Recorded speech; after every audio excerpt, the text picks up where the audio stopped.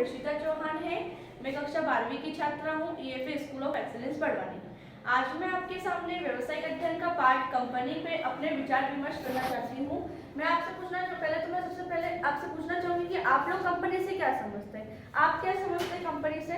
Company दो प्रकार की होती है, पहली सार्वजनिक और दूसरी निजी कंपनी। अच्छा, और कंपनी की परिभाषा आप बताइए। कंपनी की परिभाषा। कंपनी कई व्यक्तियों की एक ऐच्छिक संगठन होता है। अच्छा, जैसा कि विंध्या ने बताया कि कंपनी दो या दो से अधिक व्यक्तियों का ऐच्छिक संगठन होता है।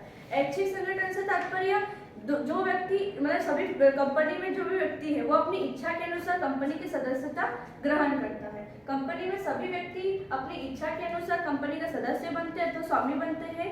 कंपनी अपनी पूंजी को अंशों के माध्यम से विभाजित करती है। जनहित में विभाजित करती है तथा जनहित उन अंशों को खरीद कर अपनी पूंजी कंपनी में लगाते हैं। इसी प्रकार कंपनी में पूंजी की पूर्ति हो सकती है।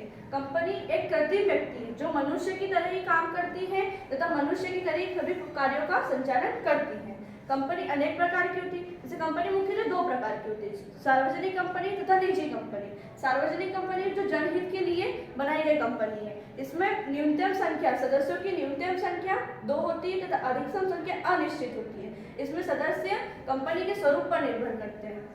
इसके साथ साथ सार्वजनिक कंपनी के अंशधारी अपने अंशों का हस्तांतरण तथा निर्गमन साधारणता में कर सकते हैं।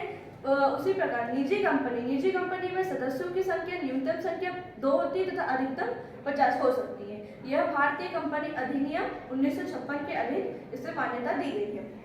निजी कंपनी में सदस्यों की संख्या 2 तथा अधिकतम 50 हो सकती है। निजी कंपनी के सदस्य तथा अंशधारी अपने अंशों का निर्गमन या हस्तांतरण नहीं कर सकते हैं। और कंपनी में सदस्यों की संख्या उसके स्वरूप पर निर्भर करती है। यदि विस्तृत उत्पादन हो तो कंपनी का आकार विस्तृत होगा। यदि कम उत्पादन में कंपनी का आकार लिया जाए तो कंपनी का आकार कम होगा। इसी प्रकार कंपनी एक कृत्रिम व्यक्ति की तरह ही मनुष्य की तरह काम करती रहती है। प्रत्येक कंपनी की अपनी एक सर्वमुद्रा होती है जो प्रत्येक कंपनी के अपने अभिलेखों पर लगी होती है। अलग अलग कंपनियों में अलग अलग मालों का उत्पादन किया जाता है।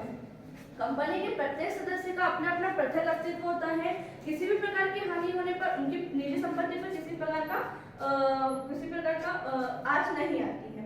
कंपनी के प्रत्येक हिस्सेदारी तथा अंशधारी का अपना सीमित दायित्व होता है। वो किसी भी प्रकार की कंपनी में लाभ होने पर